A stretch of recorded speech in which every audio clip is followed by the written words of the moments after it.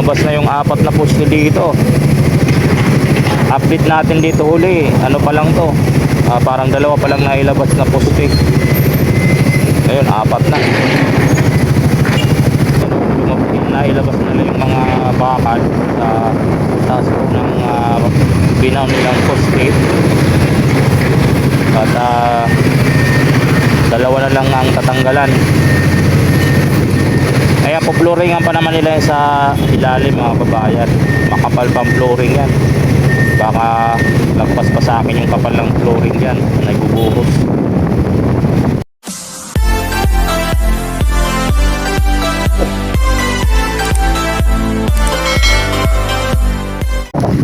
So alright, good morning, good morning.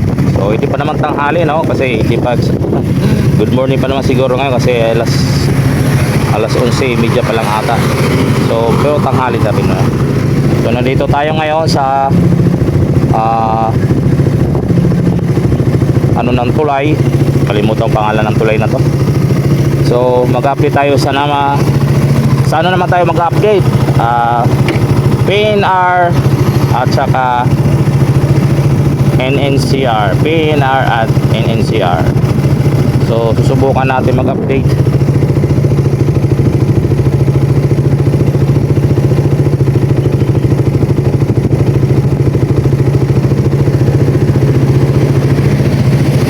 Subukan natin mag-update, mga kababayan, no? Dito po sa PNR NNCR. So tara, let's go. At baka umulan na naman. May nakikita akong mga kaganapan. May mga heavy equipment dito. Lalo po ng area na to. Saka may mga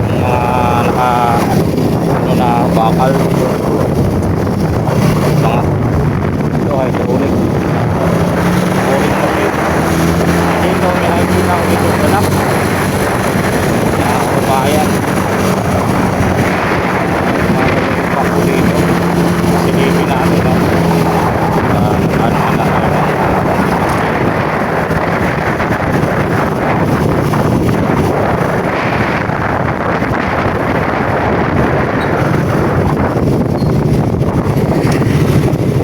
ayan, no? Lalim na ng propay dito sa kabayan.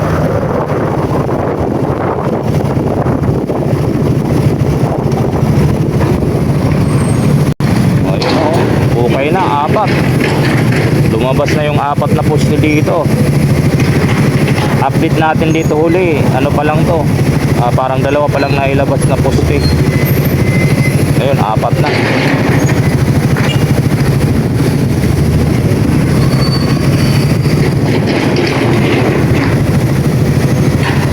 Saka yung bako, ayan o, nag-ano ng putik.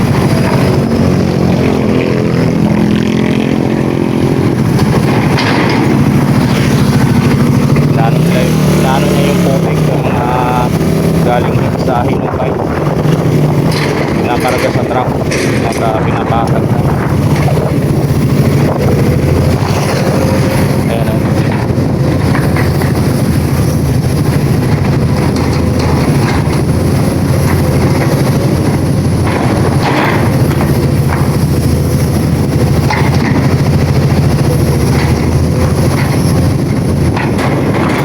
Talagang ano ng putik dahil sa maulan, lapot. Ayun o, pinarga na sa truck.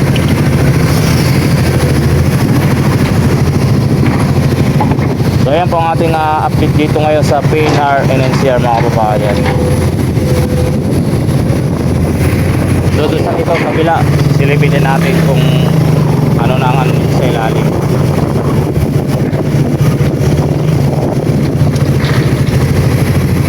Oh, mayroon ng ano, natibag na yung ano nila, nailabas na yung mga tubo.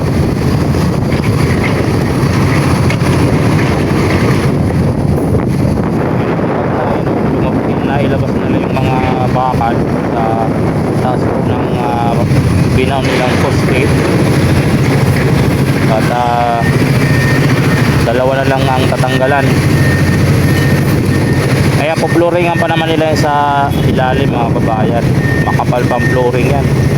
Baka lagpas pa sa akin yung kapal ng flooring dyan, nagbubuhos.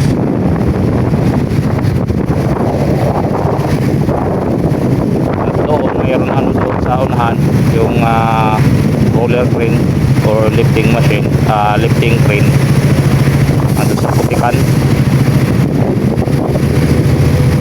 Grabe oh, labas na yung tubo. Ayun yung mga tulipag na tibag nila na ano, na inaano na rin ang bangko.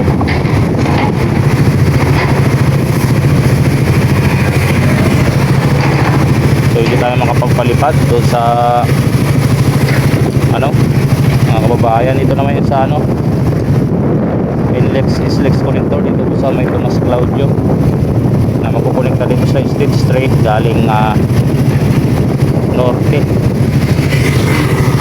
ay south pala, south. Yan, nakabang na din yan. Nag-aantay na lang din yan na malatagan ng steel girder, mga kababayan. So hindi tayo makapagpalipad ng drone dun sa may ano, Paco Road, sa dating gasolinahan sa may Uni Oil, dahil nga po ay nabuhusan na yung on-ramp doon, hindi natin mapalipadan. So bukas try natin kung mas maliwanag dito yung panahon, kasi ngayon nag-aalangan ako magpalipad ganito eh. Pero hindi naman to ulan na sa ganitong ulap.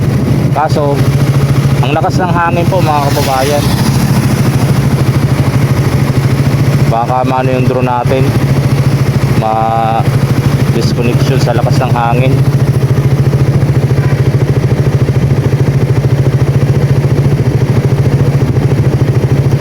So bukas na lang, susubukan natin bukas kung makapagpalipad tayo. May dala akong drone, kaso nag-aalangan ako dahil nga po sa hangin, malakas yung hangin. Ito lang po ang ating update ngayon mga kababayan. Kaya nabaklasan na nila ng dalawang ano sa taas at nailabas na nila yung bakad. Tapos dun sa kabila naman nailabas na nila yung mga poste na apat. Yan. Doon naman sa unahan, yan, yun kung sitwasyon doon, putikan mga kababayan.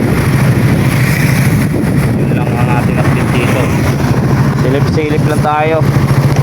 Pero mayroon naman nag-update dito na nakakapagpalipad talaga, kasi nakaka-timing siya.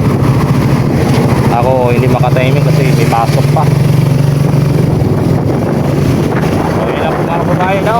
At maraming salamat sa walang sawa pang vlog sa pag-update dito sa PNR, NCR at saka NLEX Victor dito po sa Santa Misa at Pandangan. So dito lang tayo nakapag-update dahil ito lang po naradaanan natin malapit bago pumasok ng trabaho. So ayan lang po mga kababayan, no? God bless at magandang araw po sa ating lahat. Saan man tayo sulok ng mundo, tayo po tayo mag-iingat. So medyo buti nga medyo umila ng ano, nakita namin yung ano ng araw, nagsikat ng konti. So ayan lang po, God bless mga kababayan.